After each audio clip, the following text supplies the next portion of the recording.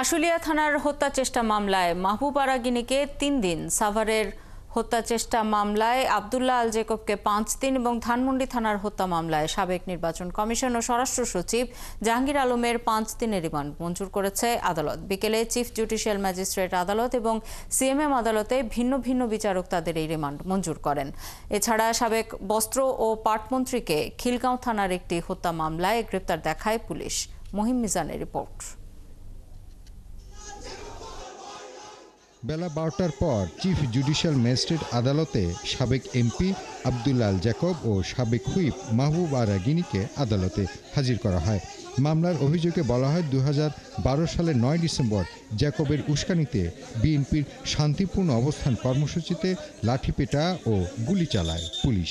Meeting চলাকালে এই আসামি জেকবের নেতৃত্বে তার এলাকার লোকজন নিয়ে, সন্ত্রাসী লোকজন নিয়ে সেইখানে তারা এই মিটিংয়ে আক্রমণ করে। এই মিটিংয়ে আক্রমণ করার ফলে সেখানে নাজমুদ্দিন আলম তার পেটে এবং হাতে গুলিবিদ্ধ হয় এবং তার মাথাও গুলিবিদ্ধ হয়। মাহবুব আরা গিনির বিরুদ্ধে দায়ের করা মামলার অভিযোগে জানা যায়, গত ৪ আগস্ট বৈষম্য বিরোধী ছাত্র আন্দোলনের সময় তার নির্দেশে আশুলিয়ার বাইপাইল এলাকায় গুলিতে আহত হন শিপু।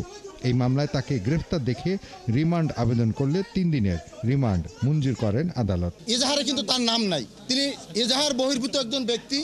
তাকে সন্দেহবশত নিয়ে এসেছেন। তিনি একজন অসুস্থ মানুষ, একজন নারী মানুষ, ৩ জনের এমপি। আমরা আদালতের কাছে অনুরোধ করেছিলাম যে তাকে জেল হাজতে যেন তাকে জিজ্ঞাসাবাদ করা হয়।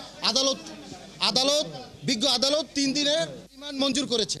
২০২৪ সালের নির্বাচনে দায়িত্ব পালন করা সাবেক নির্বাচন কমিশনার ও স্বরাষ্ট্র মন্ত্রণালয়ের জননিরাপত্তা বিভাগের সাবেক সচিব মোহাম্মদ জাহাঙ্গীর আলমের ৫ দিনের রিমান্ড মঞ্জুর করেন আদালত। ছাত্র আন্দোলনে ধানমন্ডি থানা এলাকায় আব্দুল মোতালিব নামে এক কিশোরকে হত্যার অভিযোগ আনা হয় তার বিরুদ্ধে। বিজ্ঞ আদালত উভয় পক্ষের বক্তব্য শোনার পর এই আসামিকে ৫ দিনের রিমান্ড মঞ্জুর করেন এবং তাকে তদন্তকারী কর্মকর্তার হেফাজতে প্রদান করেন। এদিকে খিলগাঁও থানায় একটি হত্যা মামলায় সাবেক বস্ত্র ও পাট মন্ত্রী গাজী গোলাম দস্তগীরকে গ্রেফতার দেখিয়ে কারাগারে পাঠানোর নির্দেশ দিয়েছে আদালত। মহিম মিজান, ৭১, ঢাকা।